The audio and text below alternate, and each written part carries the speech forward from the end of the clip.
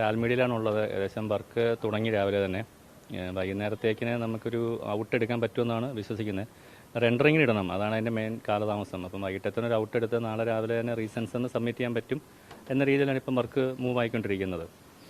നേരത്തെ പോലെയല്ല, ഇപ്പം അവർ പറഞ്ഞിരിക്കുന്നത് നമ്മുടെ സിനിമ കൂടാതെ നമ്മൾ എവിടെയാണോ ചേഞ്ചസ് വരുത്തുന്നത്, ബിഫോർ ജാനകി എങ്ങനെയായിരുന്നു അതങ്ങനെയും പ്ലസ് ആഫ്റ്റർ ഇപ്പോൾ നമ്മൾ ചെയ്യുന്ന ചേഞ്ചസ് എന്താണോ അതിൻ്റെ സെപ്പറേറ്റ് വീഡിയോ ടൈം കോഡ് സേതം കൊടുക്കാനും പറഞ്ഞിട്ടുണ്ട്. അപ്പോൾ അതിൻ്റെ ഒരു വർക്ക് കൂടെ നടക്കുന്നുണ്ട്.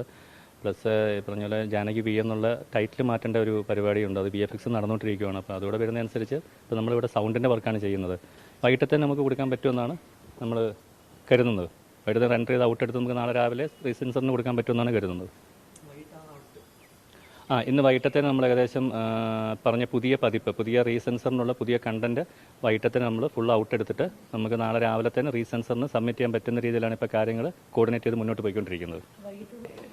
തീർച്ചയായിട്ടും അത് വേണമല്ലോ, കാരണം ഇതെന്താണ് നമുക്ക് എല്ലാവർക്കും അറിയാം. ഇപ്പോൾ ഈ സിനിമ ആദ്യം ഇറക്കിയ സിനിമയല്ലല്ലോ, ഇപ്പോൾ പുറത്ത് വരാൻ പോകുന്ന ചേഞ്ചസ് വന്ന സിനിമയല്ല. അപ്പോൾ അത് എന്താണ് സംഭവിച്ചതെന്ന് എല്ലാവർക്കും അറിയാം. സിനിമ കാണുമ്പോൾ എല്ലാവർക്കും മനസ്സിലാകുന്ന കാര്യമല്ല ഉള്ളത്. അത് സിനിമയായിട്ട് പുറത്ത് വരുമ്പം പിന്നീട് നമുക്ക് അതിനെപ്പറ്റി ചർച്ച ചെയ്യുന്നതായിരിക്കും നല്ലത്. സിനിമ കൂടെ കാണട്ടെ, ആൾക്കാർ കണ്ടിട്ട് ആൾക്കാർ വിലയിരുത്തട്ടെ അല്ലേ.